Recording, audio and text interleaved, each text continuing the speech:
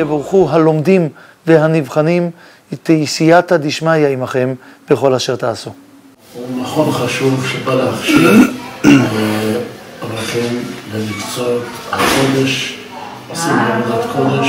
אני רוצה לברך אתכם ולאחל לכם ברכה והצלחה, ושתצליחו במעשי ידיכם ותהיו שליחים נאמנים לעם ישראל ולתורת ישראל. מכון העלייה כבר קיים 12 שנה במגוון נרחב של הכשרה מקצועית בתחום ההלכה. מכון עלייה מלווה את התלמידים שלו במהלך הקורסים והשיעורים השונים ביום יום ומעבר לסיום הקורסים עצמם, הן בלימוד והן בהשתלמות בכלל מקצועות ההלכה.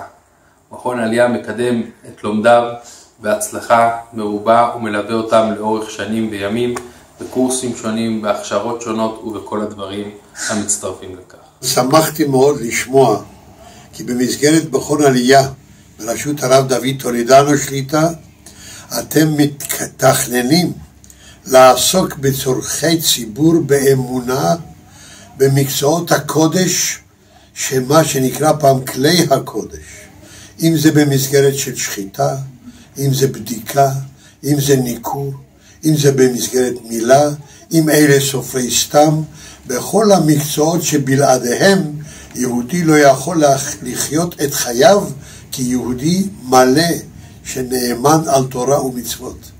אתם למעשה נותנים את היכולת לכל אדם החפץ בכך, לכל מי שיראת השם בליבו ולכל מי שאמונה ממלאת אותו, לקיים אורח חיים יהודי מלא בהידור של כשרות על כל ענפיה, יהיה עכשיו מסור בידכם.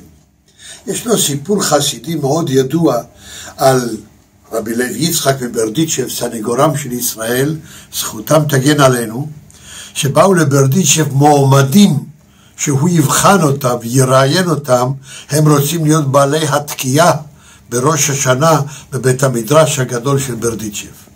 והוא היה צריך לשמוע כל אחד אם הוא יודע בדיוק את התרועה ובדיוק את השברים ואת האורך של כל אחד, ובדיוק שיתאים לשמוע, ואז לשאול אותם מה מביא אותך להיות בעל תוקע, או יותר נכון, על מה אתה חושב בזמן שאתה עומד בשם הציבור אשר קידשנו במצוותיו וציוונו לשמוע כל שופר, מה יש בלב שלך או במוחך בדקות נשגבות אלה.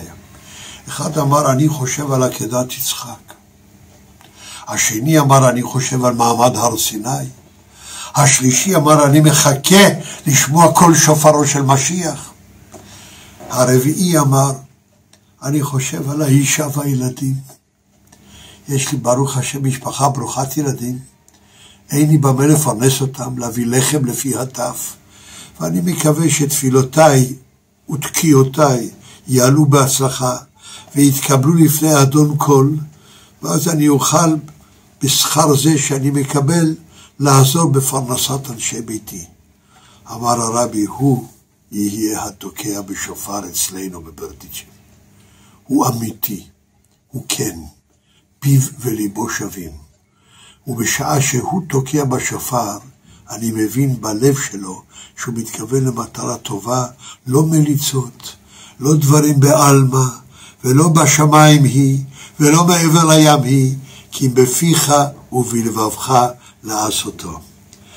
אני מקווה מאוד ומתפלל שיקוים בכם מה שאנו מברכים בכל שבת, כל העוסקים בצורכי ציבור באמונה, הקדוש ברוך הוא ישלם שכרם, יסיר מהם כל מחלה, ירפא לכל גופם, יסלח לכל עוונם, וישלח ברכה והצלחה בכל מעשה ידיהם, עם כל ישראל אחיהם, ונאמר אמן.